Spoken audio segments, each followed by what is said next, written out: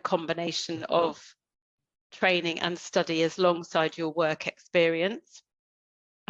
You earn a wage, you're a salaried member of staff, treated the same as all other members of staff, so you get holiday pay and you get study pay as well, and we'll talk a little bit about the detail of that as we go through.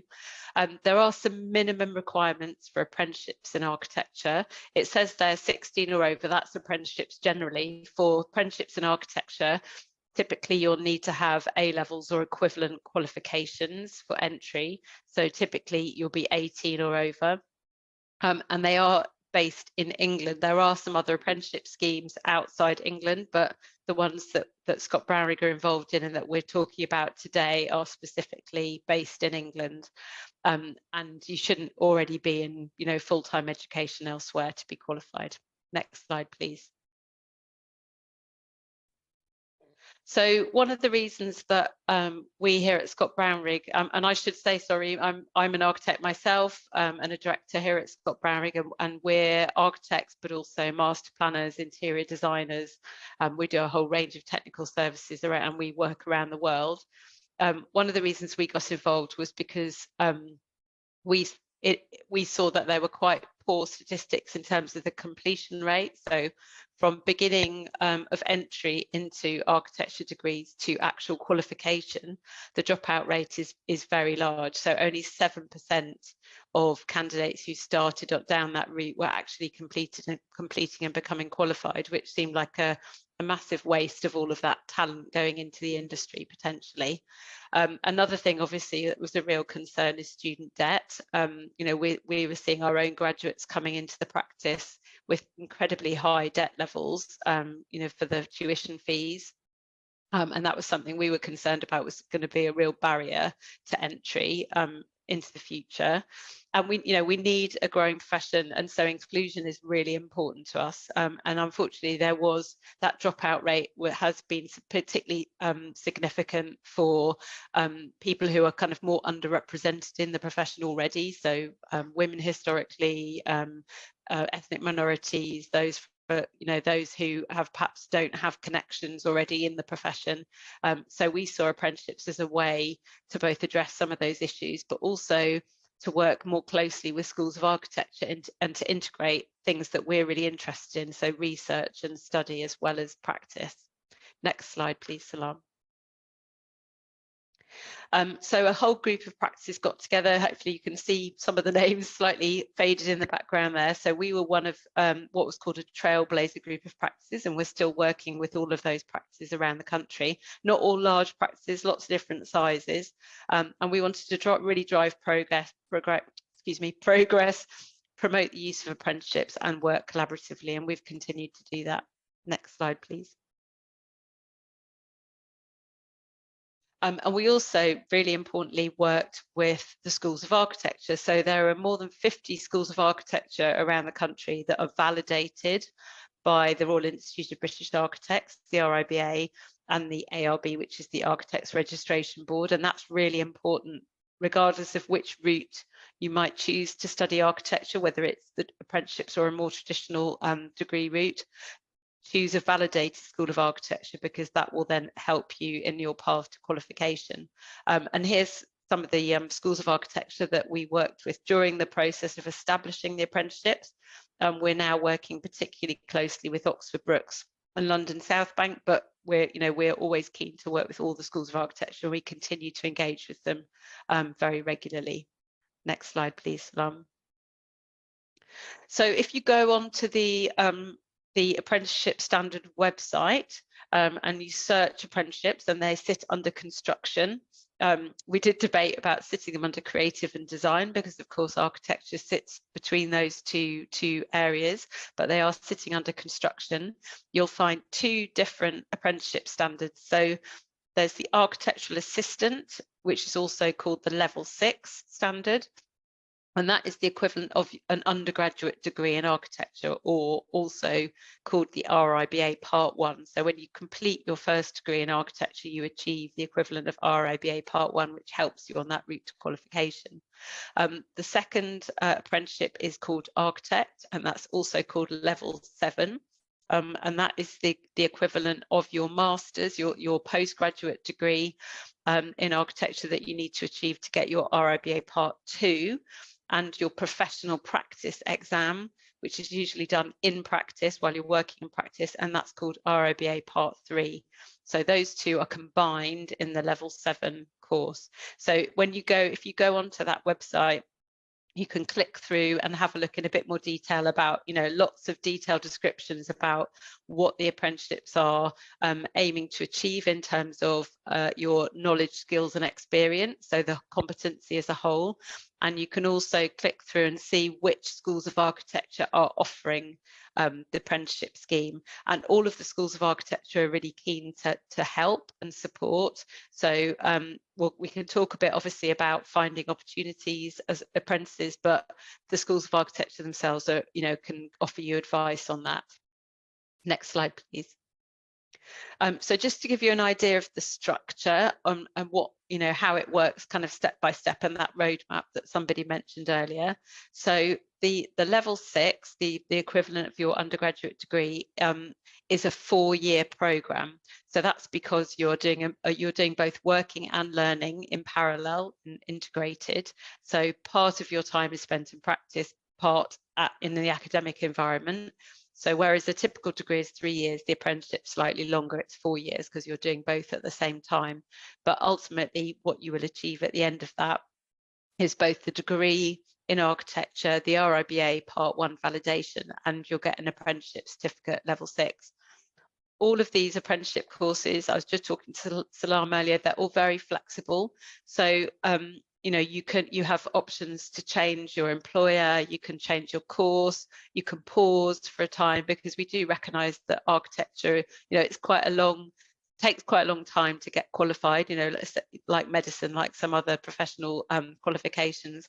And life happens, during that time. So we've tried to make the apprenticeships as flexible as possible so that you can stop and start and move. So don't be fearful that you're kind of signing your life away for years and years to do this. You can change direction at different points in time if you want to. And getting an apprenticeship, a level 6 apprenticeship in architecture, doesn't stop you going in different directions as well. So the same as other people who might just do a degree in architecture and then move in different directions, it's a really valuable degree, an apprenticeship course in itself, if for some reason you should decide not to move ahead and get qualified. I could just see a question that's popped up already, which I'll answer now. Is it right you have to complete the level 6 before the level 7? It is, yes, you do have to complete level 6 before level 7, but you can move from traditional into the apprenticeship at level 7. So a lot of, in fact, all of our current level 7 apprentices did a more traditional undergraduate architecture degree and then have swapped into the apprenticeship course for their level 7. So you do have to do it in that order, but you don't necessarily have to do the level 7 apprenticeship in order to do level 6 apprenticeship in order to do a level 7 apprenticeship. There's loads of questions popping in now, so I'll come back to those ones. So the level 7, so one of the things about, if you do the traditional route after your first degree, typically you'll go out into practice and get at least 1 year's work experience full time before you carry on and do your postgraduate degree. If you follow the apprenticeship route, you could just run straight from level 6 into level 7, because you're obviously doing your practice experience in parallel at the same time. So you don't need to stop and wait before you move in. You can if you want to, but you don't have to. You can just go straight from your level 6 into your level 7. So the overall number of years, if you did follow the full route, excuse me, would be a minimum of 8 years, which compares to a minimum of 7 years through the traditional route. So it doesn't take that much longer. By integrating it, we're actually trying to help people get there as quickly as possible, because actually typically through the traditional route, people take 10 years to get qualified. I took 10 years to get qualified. It's not, that's not unusual. So the level 7, just to break that down, so similarly, it's 4 years in total, the same as the level 6, but there's a slightly different structure. in that you do 3 years towards, and then you get your master's, your RIBA Part 2 equivalent, and then you complete your year 4, your Part 3, and you'll get your diploma and your Part 3 equivalent. And then there's what's called an endpoint assessment, which is a particular requirement of the apprenticeship scheme.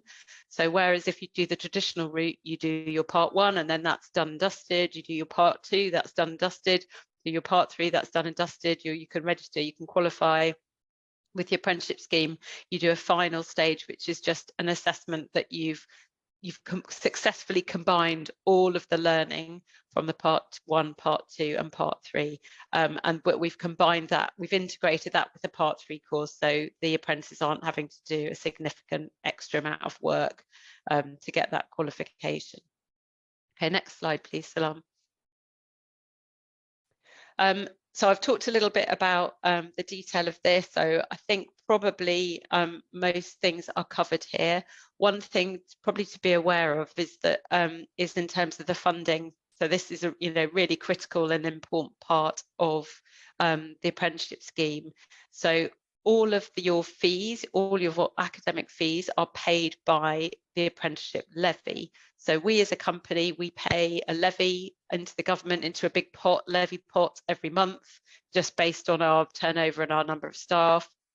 And then that's gone. We never see that again. But if we recruit apprentices and those apprentices are registered onto an apprenticeship course, their School of Architecture in this case can draw the fees from that levy pot. So once we put the money into the levy pot, we never see it again, but the Schools of Architecture can get that to fund the courses. So the apprentices themselves don't have to pay any fees. So there's no kind of, student debt from that perspective. And obviously they're earning a salary as well. If you're working for a practice, a company that's a non-levy payer, so that typically might be a small practice, they can still access the levy, their apprentices can still access the levy, but because they're not levy payers, they just have to pay a really small contribution. So I think it's 5% towards the cost of the course. So it's still really accessible, even for smaller employers, to be able to get involved in that. And I'm always really happy to talk to employers who haven't been involved before. I can, explain the details of it and how it all works. Next slide, please, Salam. So one of the challenges you'll see here is that there's only 2 current level 6 providers, and they're both in the south of England. One is London South Bank, which is currently where Jess and Darrell, who you'll meet shortly, are studying. Jessica is doing level 6, and the University of Portsmouth. So quite limited number of providers currently. They're both, trying to offer flexibility so that your location isn't a restriction. But I think it's worth you speaking to those 2 universities directly to get a little bit more information about that if you're interested in the level 6 course. And obviously Jessica will be able to tell you a bit about her experience and some of the challenges there are as well in terms of delivering that. Sorry, Salam. Yeah, next slide. Excuse me, coughing. So level 7 apprenticeship, exactly the same. Fees are paid from the levy. The apprentices themselves don't have to fund that. It works exactly the same way. If you go to the next slide, Salam, you'll see there's a lot more apprenticeship courses available for level 7. I think, we always knew that would be a bit easier because the universities are a lot more used to delivering, part-time and other kind of professional integrated courses at this stage, postgraduate stage.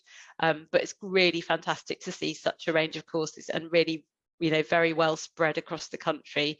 So there's a really good option there for lots of people to be able to investigate and, talk to one of those schools of architecture that you're interested in or maybe already studying and find out a bit more about it. And there are more added all the time, so do keep an eye on the RIBA website and the apprenticeship website. Next slide, please, Salam. So this is just to help you understand the kind of relationship, because this is a really critically important one for us as a practice and for the apprentice and for the academic provider, whoever they are. So we have what's called a tripartite contract, a 3-way contract between us, the School of Architecture and the apprentice. And that's because, so it's really important that we've defined what our role and responsibility is. The apprentice know what their role and responsibility is, and the university know what their role and responsibility is, because we have to support and train and mentor the apprentices as well. It isn't just that, you know, they carry on and then we send them off to universities.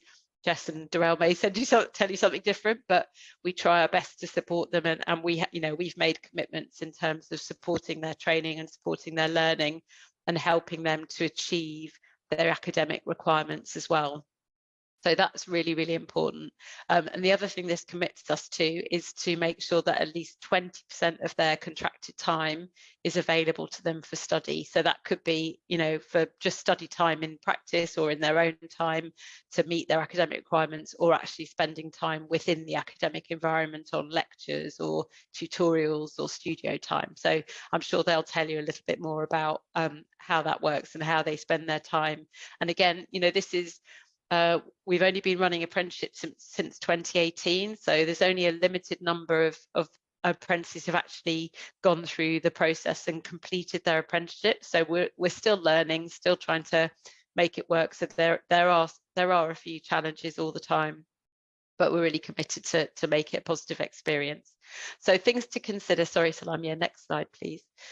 Things to consider if you are interested in apprentices and apprenticeships. You know, do you have an employer that you're really interested in, a practice and an architect you'd really like to work for? Do they already have apprentices? Do you know? You know, if so, which do they which provider they partner with, or do they usually work with? If not, do you think, you know, they might need some more information to help them, and could we perhaps, or could Blueprint 4 perhaps help them with that? Think about the course location versus employer location. It's not, you don't necessarily have to be working, you know, exactly on the doorstep of where the academic provider is. There's a lot of flexibility built into the courses to accommodate diversity in terms of location. And there are different types of course structure as well. So there's day release, so essentially you're working 4 days in practice and then spending 1 day on your academic work, or block release, where essentially you're working mostly full-time in practice, but then you go off for 2 weeks at a time during the term and do more academic work. And different courses provide different structures, and that, you know, that will depend might depend on you individually and what suits you, as well as the course style. And as I said, do make sure that the courses you're looking at are validated by the AOB and the RIBA, so they actually count towards your final qualification and your registration as an architect, because that's really, really critical. You don't want to be having to do extra exams later on. And speak to other apprentices. Obviously, Jessica and Darrell are here today, but, you know, we can all put you in touch with others, and the University Schools of Architecture can put you in touch with others as well, if you want to just get more direct feedback about the experience. Next slide, please. So step by step, the first thing you need to do to get on an apprenticeship course is have an employer. So you cannot become an apprentice, you can't join an apprenticeship course unless you've got an employer. And as I said, the Schools of Architecture are really keen to help with that. So if you don't know where to start, a lot of them, you know, will have apprenticeship programs and coordinators in the house that are there to help you. But it's always, you know, as I said, if you've got a particular employer you're interested in, it's worth approaching them and asking them if they'd consider apprenticeships. Once you've got that job offer, then you apply to the university. And so, you know, that's the way it's worked for us. We've done our recruitment, and then we've helped our apprentices actually get their application in. The academic year starts in September every year. It's like the same academic year. There's no flexibility at the moment anyway on that. So the time frames of that are done to suit usually around the spring, early summer for the beginning of that academic year. And then the interview, you know, it's the same as any other getting a place anywhere else. You know, you'll have an interview, take your portfolio, but obviously the practice is supporting you in that, and then hopefully, you know, the place is sorted out for you, and you get on with that. Next slide, please. Once you're actually, you know, you've got that role, you're working as an apprentice, this is the way we do it. Obviously other practices might do it slightly differently, but, you know, you'd be assigned a line manager, so whoever you're going to be working with on a day-to-day basis on whatever projects you're working in practice, you're part of the team. You also get assigned a mentor, so that mentor is there to help you kind of balance your academic and your practice requirements. I think, you know, what I would say, you know, the apprenticeship scheme isn't going to be for everybody, and you do need to be able to juggle a bit. And I'm sure, again, Jessica and Darrell will tell you about some of the challenges of that from their perspective and their experience. But the mentor is there to try and help you do that and make sure you're keeping on top of both things, have regular progress reviews, help you balance those demands. And it's really important part of any apprenticeship. And our mentors, you know, really committed to making sure that they understand the academic requirements of their mentees, what it is they're looking to achieve, what the time frames are, you know, what they need to do term by term. And there's an opportunity for you to be part of a, you know, wider student cohort. So you have opportunities to meet the other apprentices, the other students on the course. So you're not always just in practice. Obviously, you get that opportunity to be in the academic environment as well, and be part of the student cohort, although that can be challenging, as again, as I'm sure Jessica and Darrell will tell you. Next slide, please. So here's some lovely pictures of our apprentices. So we've got, so just to talk through, so Amy was our first apprentice. She's about to finish her endpoint assessment for her level 7, so she should be qualified soon. Elizabeth on the right at the end there is in her level 7. She's in her second year of that.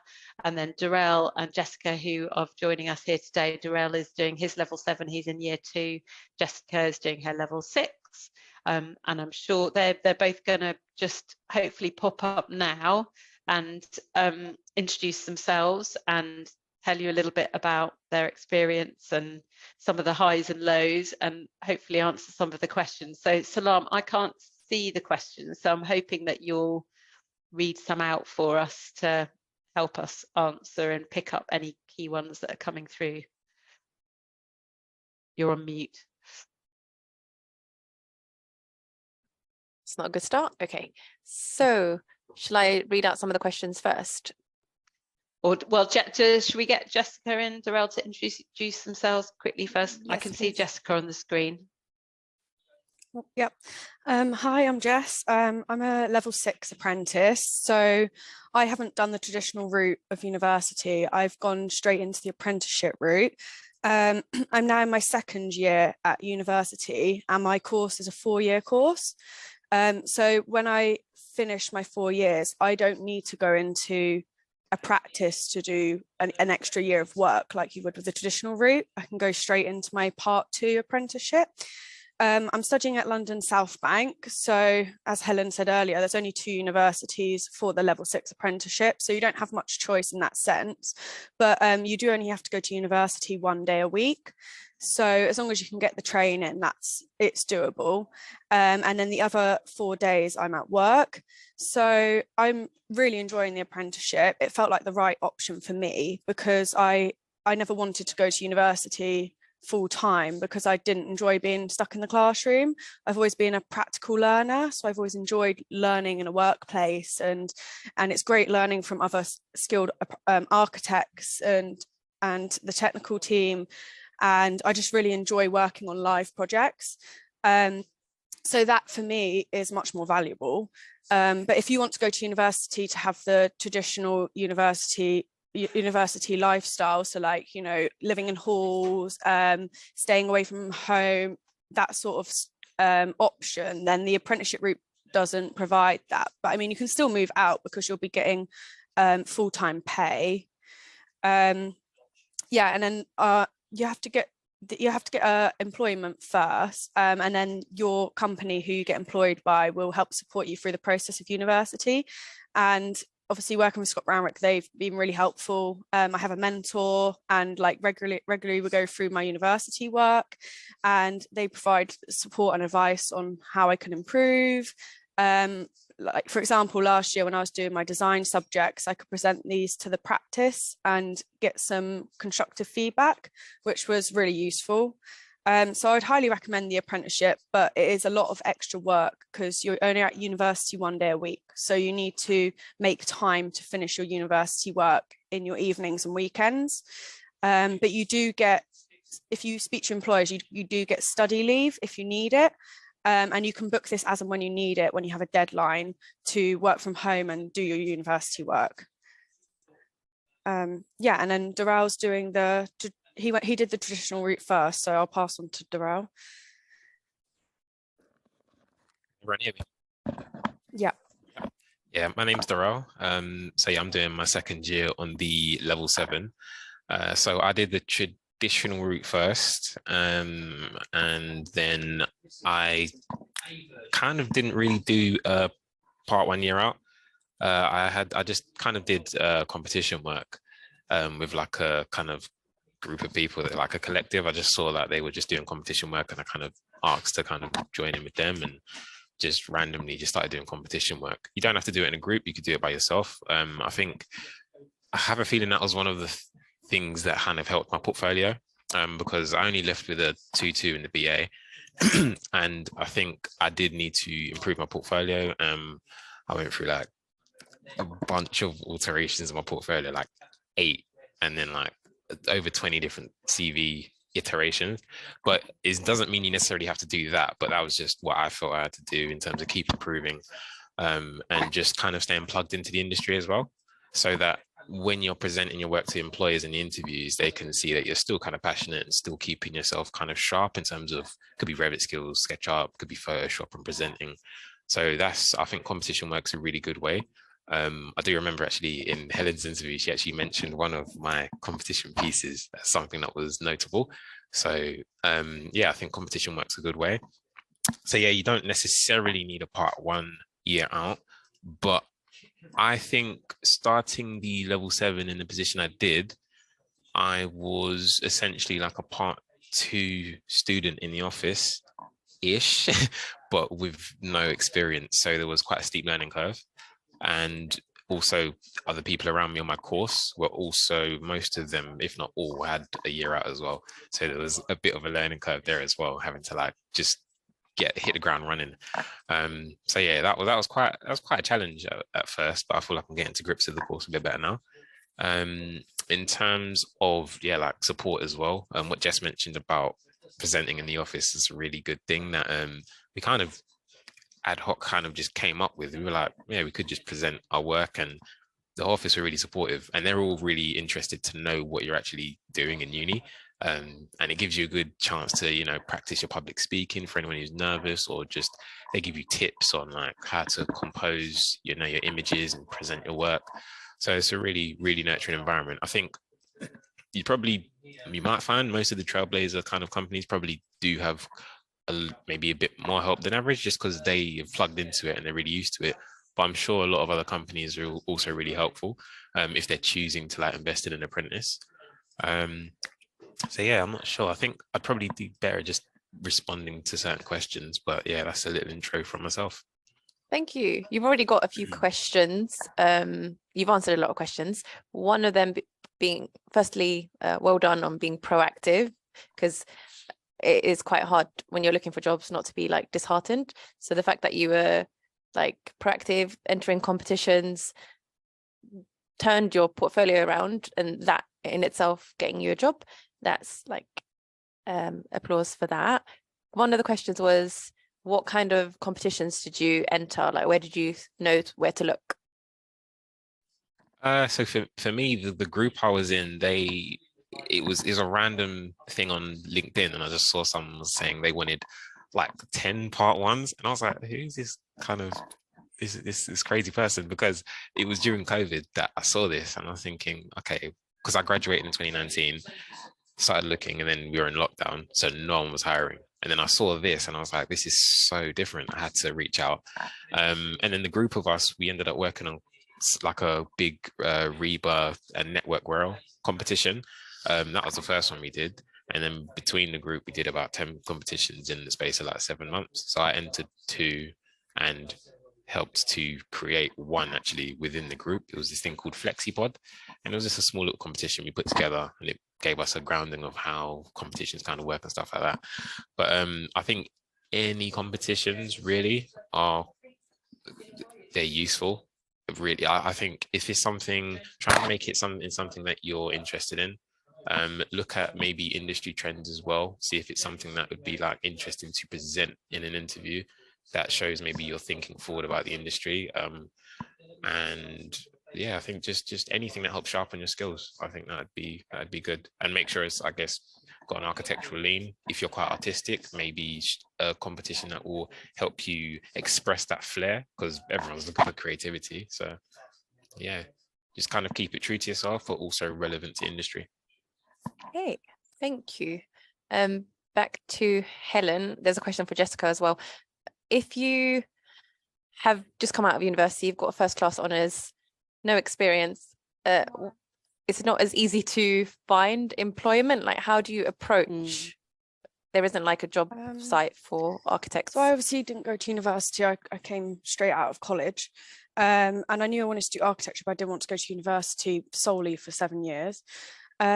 So when I first started looking, I just looked at practices that were offering the apprenticeship, even if they didn't have job applications open on their websites.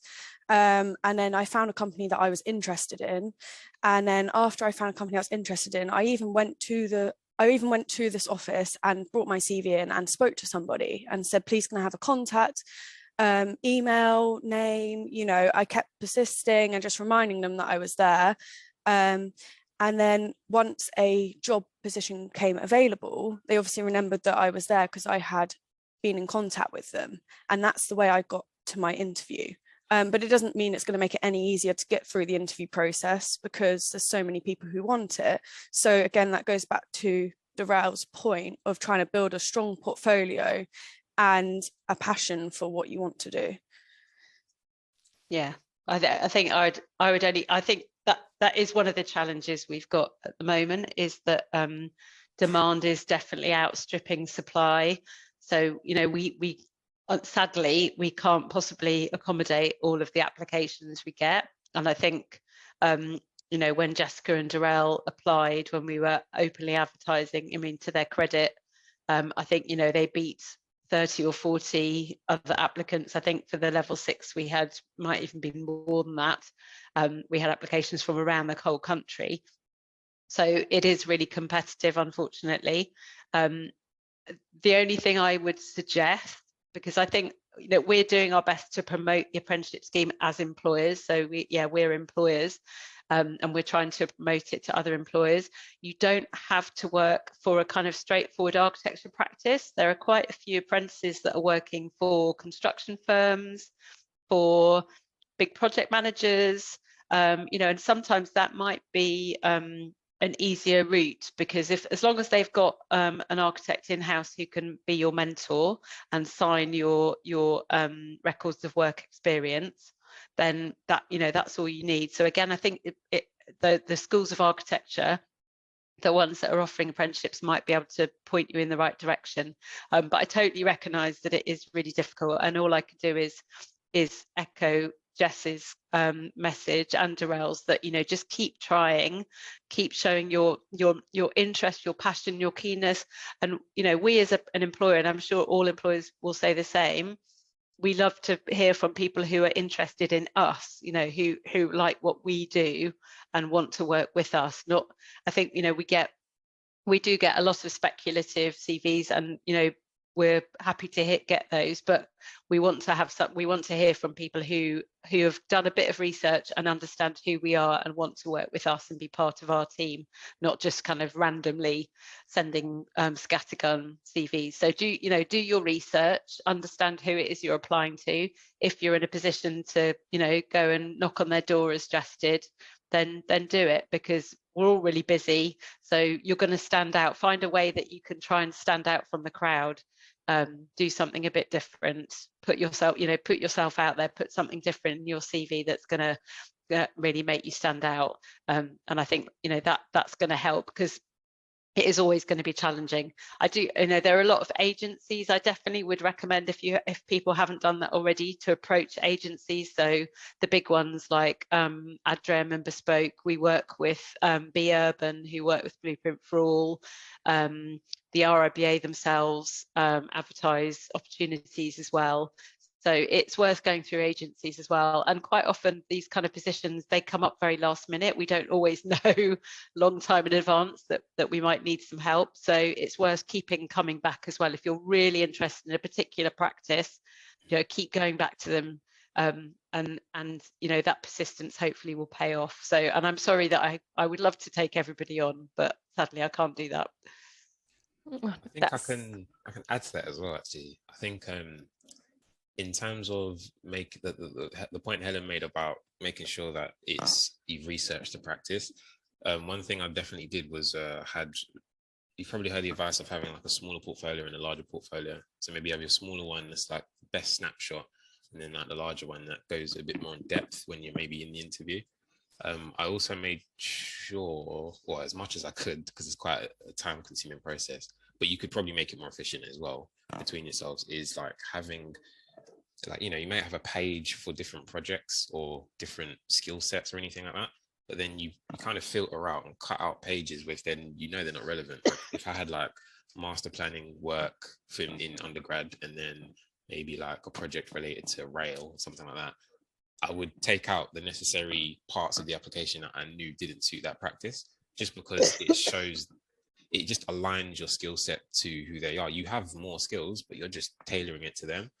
And then also when you're in the interview as well, like if you ever have like a Teams one, a virtual one, having like a project in the background is quite an interesting thing, because then it might not even be part of your portfolio you present, but it's just like a talking piece. Or if you do have one in person as well, I've heard that like just bringing like a small piece of a model could help as well. It's just like a little thing that you might have 4 people in front of you or 2, and one might be speaking and the other one's just, you know, kind of interested, and they might be a more tactile person. It's just it's almost like, in a sense, like hacking into the idea of like just different kind of people and maybe different interests of, you know, your employers themselves.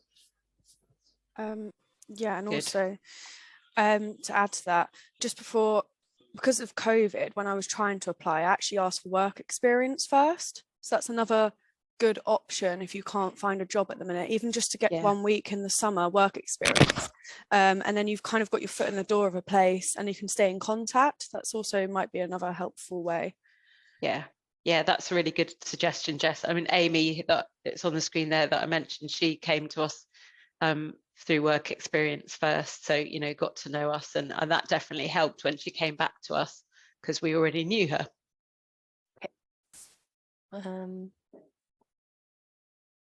There's quite a few quick questions I'm just going to ask. One is for both Jessica and Darrell. What's like one of the biggest challenge that you faced in your apprenticeship? You can go if you want. Okay.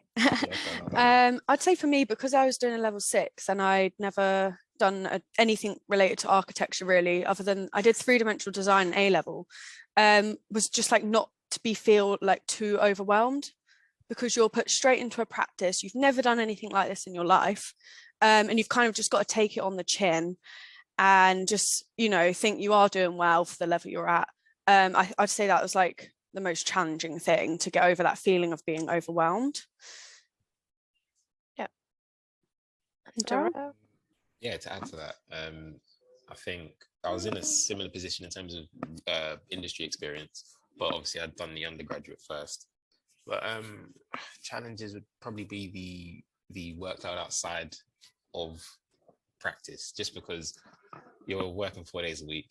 We've got day release, sorry. So we go to uni 1 day a week per semester. Then you're working in practice 4 days a week. You've only got, you know, you still got to complete your assignments in the background. So you have your evenings or mornings and weekends to get the work done, and the day that you have at uni, obviously. But, you know, scheduling that in and planning around your working hours is very important. Yeah, being organized. Yeah, just and being determined as well. Right. So that would be my biggest challenge. Determination is key. A technical question, Helen, if you do an apprenticeship within a construction company, can you still take the Part 3 exam to qualify as an architect? Yeah, you can. It's as long as you basically have to demonstrate that you're meeting the criteria. There's very prescribed knowledge, skills and experience, and it's the same if you're doing the apprenticeship or a traditional course and traditional part 3. There's a very, very prescribed list of things that you need to cover, but the key thing is that you've got a mentor who is a registered architect. So it doesn't really matter who you're working for in a way. And I do part 3 examining as well. And I've had part 3 candidates who are working for developers, who are working for one-man bands, you know, who are working for contractors. So it really, there's lots of options and lots of flexibility out there. And certainly I'd say architects, you know, it is one of those professions that can get impacted by recessions, for example. So they might be more cautious about taking people on, whereas contractors and larger project management firms perhaps, you know, have a bit more capacity to be able to take on apprentices or work experience placement. So it's worth kind of, you know, broadening your horizons and looking at different options.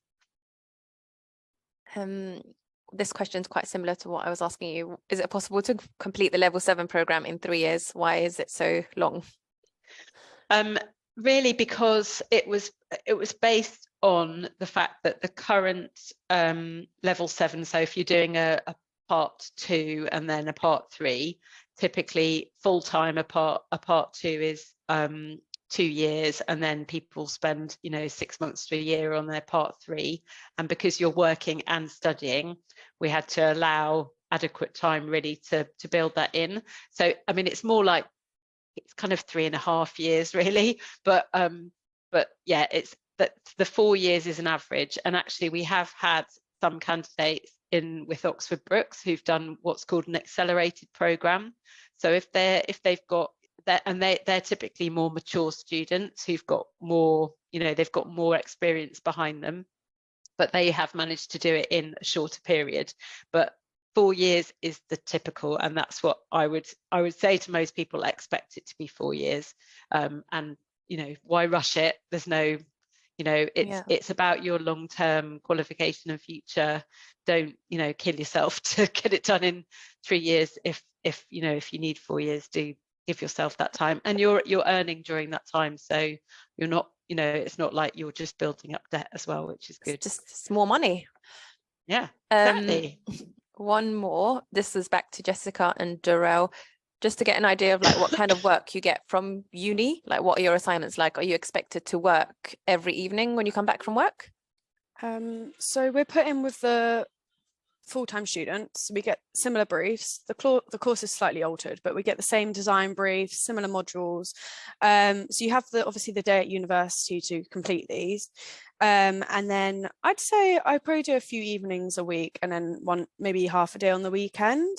But when you have design, you can just keep designing and designing and designing. So that's pretty much down to you. But again, that's why your employer should give you study days so that you can use those if you need to. Yeah, I'd say it might be due to the level of the course potentially. I'm not sure, but I'd say I work most evenings per week, and then a bit on the weekends. But it might just be down to how, again, everyone schedules their own weeks. So yeah, I'd say again with the whole design thing, you can keep designing, so it might be also a self-restraint thing. I think as like designers, we can get carried away. So yeah, I can completely relate. Not Jessica, Helen, your mentor would have to be an RIBA chartered architect, or could they just be registered with the ARB?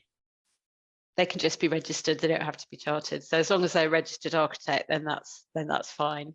And I can see there's a couple of questions I saw about transferring from traditional courses as well. That is possible. I saw Darrell responded. We did have a candidate who did that part way through his part 1.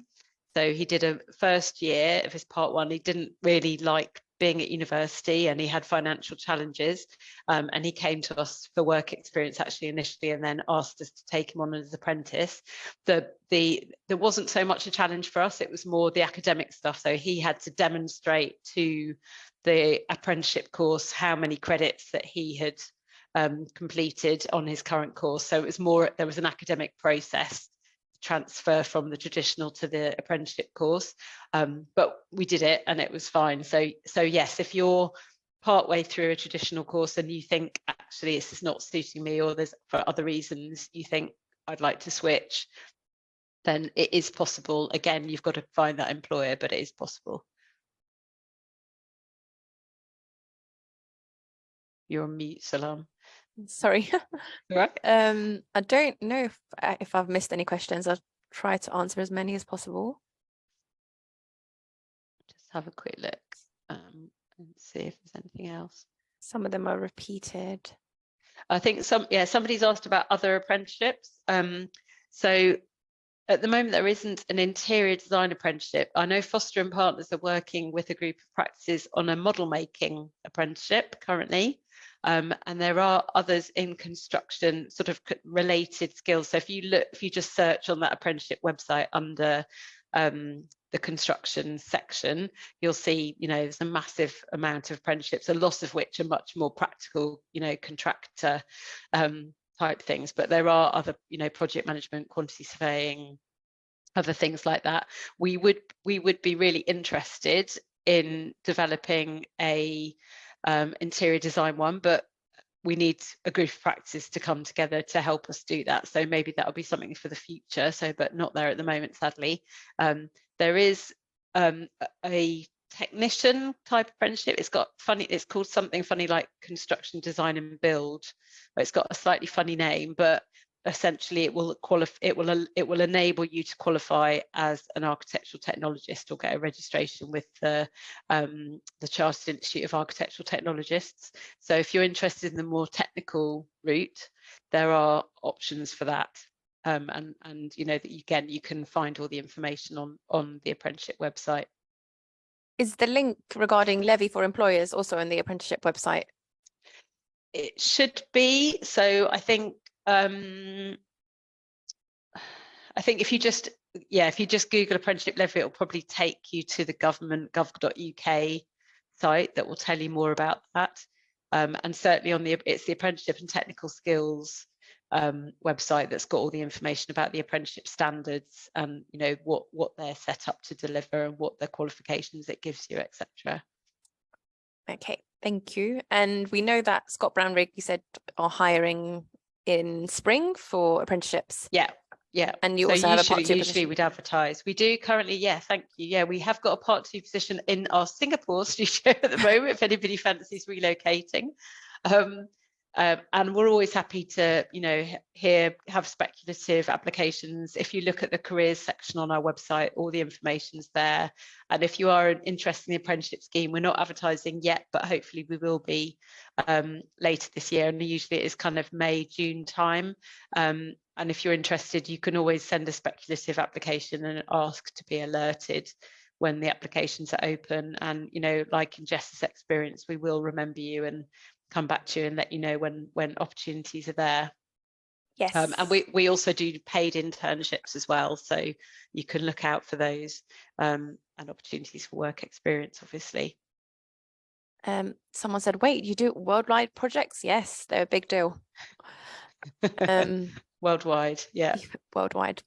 So yeah, if you are looking to apply for Scott Brownrigg, do mention Blueprint for All. It might help you with your application. Are there any other questions before we round up? I can see, I think somebody's asked, is it possible to start an apprentice with one firm and change to another? Yes, it is, absolutely. We've already had an apprentice who did that. And that was because, he just wanted a different kind of experience and different work on different kind of projects than what we were working on. And we helped him with that, and it was absolutely fine. And that flexibility is built in. So, if you joined us and you didn't like it, or we didn't work out for some reason, you can transfer employers. If you start on the apprenticeship scheme and think, actually, this isn't for me, I want to go back to traditional route, you can switch back. So not tied into anything.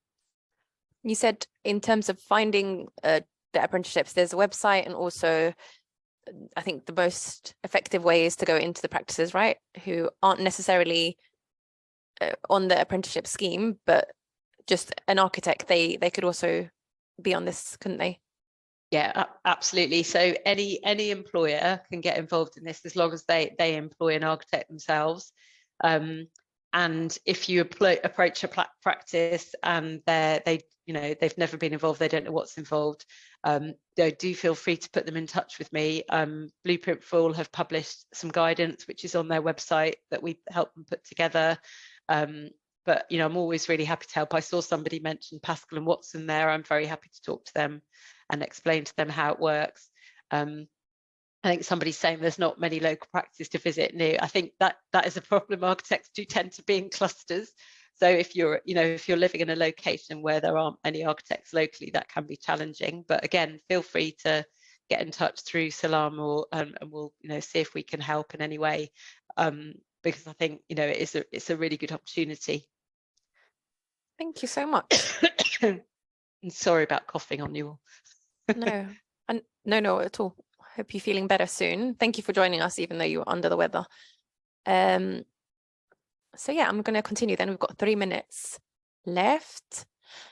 Join our Future Building Futures program if you haven't already, just to get more opportunities like this. There's a few other workshops coming up. Follow us. You can follow us on all social media, and we have a LinkedIn alumni page. If you still have questions from today, after today, we have another apprenticeships workshop, this time next month with BDP, just to lighten the load from Helen. And then that same month, we will have a visualization workshop at London Met, and a Lumion rendering workshop with JTP in March. A CV and portfolio workshop with Brinkworth Architects. So you'll get all of this emailed to you. If you haven't signed up already, do contact me. Yeah, we've got 2 minutes to go. Okay, should we try and fit in one more question? just to cram it. What's the best way to get in touch with architects? Any architecture assistant part 1 available at the moment? What agency did you mention earlier? Okay, I can answer the agency question. Just on the getting in touch with architects, I mean, I would say, as Jessica talked about in her experience, look for practices that you're interested in. Do your research, and then don't be afraid to get in touch with them direct. Most architects will have a website with information about who to contact, or don't be afraid to go and knock on the door and talk to them, or try and ask around and find any contacts or anything. We're not currently, right now, we're not recruiting any part 1s, but those opportunities do come up. So again, feel free to send speculative CVs, and if opportunities arise, we'll get back in touch with you. Perfect. That's a perfect way to end. Thank you so much, Helen, Jessica, and Dorel, for giving us your time today. Thank you. Thank you, and have a good evening. Sorry, I was just finishing typing. Take care. Bye. Thanks, bye. Thank you. Bye.